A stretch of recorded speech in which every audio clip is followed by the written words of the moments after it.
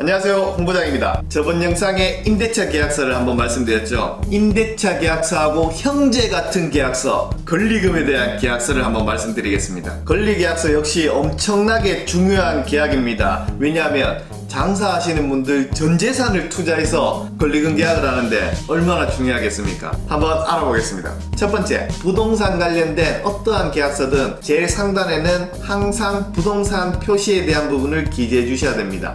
그리고 지금 현재는 권리 계약을 하는 거기 때문에 기존에 임차인이 임차한 부분까지 기재를 해주시는 겁니다. 두 번째는 현재 임차인이 임차하고 있는 임대차 현황에 대해서도 기재해 주시는 것이 좋습니다. 사실 기존 임차인은 본인의 임대차 내용을 기재하는 것을 좀 꺼려할 수도 있습니다. 왜냐하면 첫 번째, 건물 주인이 현재 월세보다 월등히 올라서 가게를 팔아라 할 경우에는 사실 현재 월세를 보고 월등히 높은 월세를 새로운 임차인이 보게 되면은 조금 계약하기가 꺼려할 수도 있습니다. 두 번째는 계약 기간이 얼마 남지 않았다면 내가 이만큼이나 되는 권리금을 굳이 줘야 되냐, 이런 생각을 할 수도 있습니다. 따라서 기존의 임차인이 좀 꺼려할 수 있기 때문에 사실 이 부분은 기재 안 하셔도 되지만 새로운 임차인은 기존의 임차인한테 한번 기재하자고 요청하는 것도 괜찮을 것 같습니다. 실제 권리계약서에 기존 임대차 현황은 안 적어도 상관은 없습니다. 그래도 들어가는 사람이 좀 알았으면 하는 마음이 있겠죠. 그리고 기존의 임차인을 양도인이라고 칭하고 새로운 임차인을 양수인이라고 칭하겠습니다. 자, 그럼 1조에는 항상 우리가 금액이 나옵니다. 그래서 이 권리계약에도 권리 금액이 얼마인지 기재해 주시고 계약금, 중도금, 잔금을 지급하면 됩니다. 근데 권리계약은 보통 중도금을 안 받습니다. 계약금을 받고 바로 잔금으로 넘어갑니다. 왜냐하면 중간에 임대차 계약이 성사되지 않을 경우에는 바로 이 돈을 돌려줘야 되기 때문에 중도금까지 내면서 계약을 안 깨려고 하지는 않습니다. 그래서 일반적인 계약처럼 계약금 10% 주고 나머지 잔금을 임대차 계약서의 시기에 맞게 협의해서 기재하시면 될 것 같습니다. 2조에는 당연히 양도인의 의무가 있겠죠. 권리금을 받았으면 잔금 치를 때까지 본인이 해야 할 일이 있습니다. 첫 번째는 건물주인한테 이야기를 해서 임대차 계약을 잘 맺을 수 있도록 주선해야 되고요. 그리고 건물주인하고 양수인하고 임대차 계약을 끝까지 잘 성사할 수 있도록 협조를 해야 됩니다. 또한 양도인은 양수인이 영업을 할 수 있도록 본인에게 가지고 있는 인허가 사항들을 모두 다 폐업을 하거나 해지를 하셔야 됩니다. 그리고 양수인이 그대로 인테리어하고 영업시설하고 전부 다 양도를 받는다면 당연히 어떤 물품들이 있는지 꼼꼼하게 작성을 해서 계약서에 기재해야 되겠죠. 그리고 계약을 하고 잔금까지 어떤 비품이나 영업시설물에 어떤 손상이나 변동이 생긴다면 즉시 양수인한테 알리는 게 맞겠죠. 왜냐하면 그 대가로 권리금을 줬기 때문에 변동이 생기면 금전적인 부분도 변동이 생길 수 있지 않겠습니까? 그리고 마지막으로 양도인은 계약을 체결하고 임대차 계약 체결하기 전에 건물주인이 월세를 월등히 올린다든지 보증금을 올린다든지 이러한 내용이나 또는 영업정지, 영업취소 이런 부분들을 인해서 양수인이 피해를 볼 수 있다면 그 즉시 양수인에게 알려야 됩니다. 공인중개사가 있다면 공인중개사에게도 알려야 되죠. 실제 이러한 부분들을 해결을 할 수 없으면 계약조차도 하기 힘든 부분이니까요. 다음은 3조 임대차 계약 관계입니다. 사실 이 권리계약에 있어서 이 부분이 가장 중요합니다. 왜냐하면 건물주인하고 양수인하고 임대차 계약을 체결하지 못하게 되면 이 계약조차도 무의미하기 때문입니다. 따라서 양도인이나 양수인이 기책 사유 없이 그냥 임대인으로 통해서 계약을 하지 못한다면 이 계약은 무효화해야 됩니다. 예를 들면 뭐가 있냐면 월등히 월세를 올린다든지 또는 월등히 보증금을 올린다든지 또는 아예 계약 자체를 거절한다든지 이렇게 되면 임대차 계약을 할 수 없지 않습니까? 그래 되면 양수인하고 양도인하고 서로 잘못도 없는데 임대인 통해서 계약을 못하는 거기 때문에 그 즉시 계약은 무효하고 양도인이 받은 계약금은 즉시 양수인에게 돌려주고 없던 걸로 해야 됩니다. 사실 이렇게 되면 양도인이 허파 뒤집어집니다.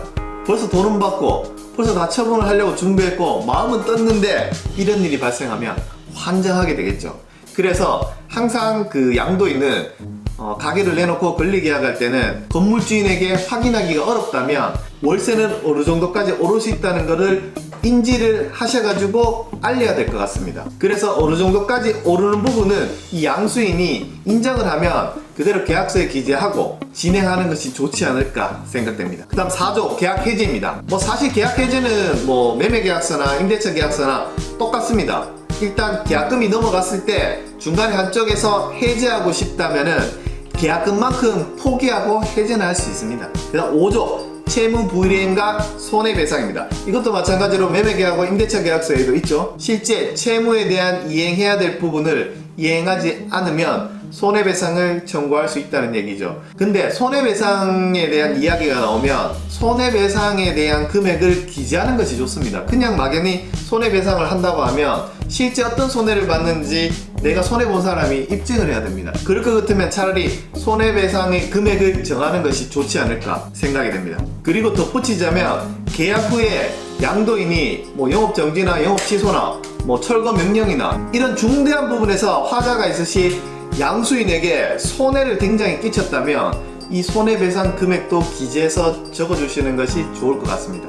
다음 6조는 공인중개사 관련된 보수 내용이라서 넘어가겠습니다. 자, 바로 특약사항 한번 들어가 보겠습니다. 특약사항 1조. 저는 항상 특약사항의 1조에 어떤 계약서든 이런 내용을 적습니다. 본문에 있는 내용보다 특약사항에 있는 내용이 우선 적용한다고 기재합니다. 사실 다 무의식적으로 이렇게 알고 있지만 그래도 명확하게 기재해주는 것이 나중에 혹시나 소송에 임하였을 때 특약사항이 우선한다고 좀 확정할 수 있을 것 같습니다. 그 다음 2조 계약 체결 시 현 시설물에 대해서 계약을 했기 때문에 양도인은 양수인에게 잔금 지급 전까지 이전을 합니다. 근데 중간에 만약에 변동이 생긴다면 당연히 즉시 알려서 서로 협의해서 해결하는 게 좋습니다. 양도인은 변동이 생겼는데 계약 잔금까지 아무 말 안 하다가 그 계약 잔금날 뭔가 이야기를 했을 때는 사실 사소한 걸로도 감정싸움으로 계약이 깨질 수도 있습니다. 그렇기 때문에 바로 즉시 변동이 생기면 바로 해결하는 게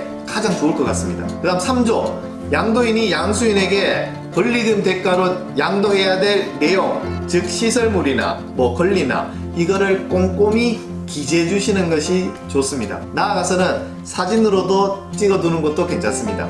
다음 3-1조입니다. 이거는 뭐냐면 프랜차이즈를 하시는 분인데 이 프랜차이즈까지 전부 다 내가 넘겨받고 내가 같은 프랜차이즈를 양도 받는다면 당연히 현 시설 상태의 영업시설, 비품, 권리, 영업상 이점 일체를 다 양도 받아야 되겠고 가장 중요한 거는 프랜차이즈 가맹본부하고 가맹계약서까지 승계를 받아야지만 내가 완벽히 이 브랜드를 할 수 있습니다. 한 가지 생각하셔야 될 거는 프랜차이즈를 승계받을 때 혹시나 이 프랜차이즈에 가맹비를 따로 내야 되는지 교육비를 따로 내야 되는지까지 확인하셔야 됩니다. 돈이 더 들어갈 수 있거든요. 다음은 4조 양도인이 양수인에게 분식점을 양수했는데 이 양도자가 바로 옆에 또 분식점을 차리게 되면 이 같은 X 같은 경우가 어디 있겠습니까? 따라서 향후 몇 년간은 내 점포에서 반경 몇 미터 내에는 이 양도인이 같은 업종으로 영업을 할 수 없다고 기재해 주시는 것이 좋습니다. 당연히 위반하면 손해배상을 청구해야 되겠죠. 그리고 손해배상 금액도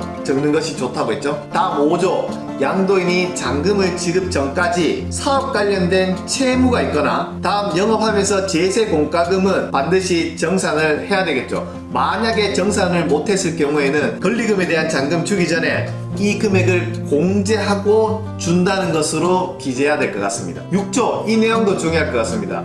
현재 양도인은 일반 음식점을 하는데 양수인은 소매점을 한다. 근데 건물주인은 소매점에 대한 업종을 허락하지 않는다면 임대차 계약을 할 수 없지 않습니까? 이럴 경우에도 바로 계약 무효를 하고 받았는 계약금 돌려주고 없던 걸로 해야 됩니다. 사실 월세 오르거나 보증금 오르거나 업종에 제한이 있거나 이래 되면 그 양도인이 건물주인한테 기존에 먼저 허락을 맡아야 됩니다. 사실 양도인이 조금 잘못했는 거죠, 이 부분은. 가게를 판다고 껄끄럽다고 건물주인한테 얘기를 안 하면 사실 마지막 임대차 계약할 때나 잔금 치를 때나 종종 이런 경우가 생깁니다. 갑자기 월세 오른다든지 이 업종은 안 된다든지 아주 곤란한 상황이 처해지겠죠. 다음 7조 7조는 어떤 계약서든 기재하는 것이 저는 좋다고 생각합니다. 왜냐하면 양수인은 잔금 지급 전까지 내가 아니더라도 가족명의나 법인명의나 충분히 변동될 수 있기 때문에 개인이나 법인으로 변경할 수 있다는 내용은 기재해 주시는 것이 좋을 것 같습니다. 100% 그냥 그대로 한다면 굳이 기재할 필요는 없습니다.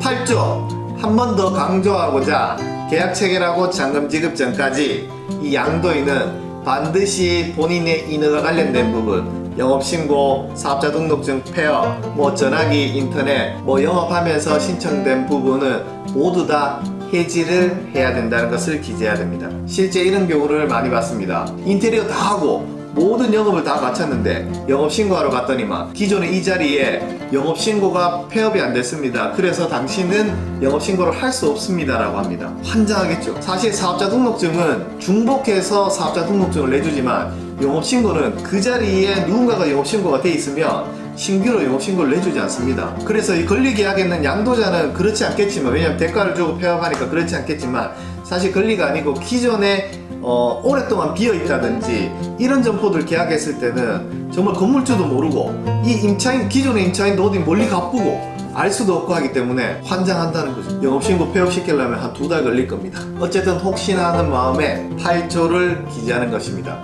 영업신고, 사업자 등록증, 케어. 9조. 양수인은 본인이 영업해야 되는 부분의 인허가 사항을 본인이 책임지고 확인해야 됩니다. 이 부분 때문에 계약을 체결하고 인허가가 안 된다고 이 권리계약에 대해서 해지를 한다면은 계약금 포기를 하고 해지하는 수밖에 없습니다. 사실 이 계약 체결하기 전에 벌써 인허가는 다 짚어야 된다는 이야기죠. 단 이제 양수인이 해야 될 부분의 업종을 양도인이 인허가가 안 된다는 것을 알고 있음에도 이야기를 안 했으면 당연히 계약 해지하고 무효화하고 계약금 돌려줘야 되겠죠. 물론 같은 업종이면 바로 승계하면 되지만 반드시 하고자 하는 업종을 인허가를 짚으셔야 됩니다. 계약 전. 10조. 양도인이 현재 불법 건축물을 사용하면서 영업을 하고 있다면 반드시 양수인에게 알려줘야 됩니다. 조금 전에 얘기처럼 승계하면은 사실 크게 문제되진 않지만 다른 업종으로 하게 되면 영업신고할 때 구청 담당자가 확인하러 나왔을 때 불법 건축물이 나타나게 되면 영업 자체를 하기가 힘들어집니다. 그래서 반드시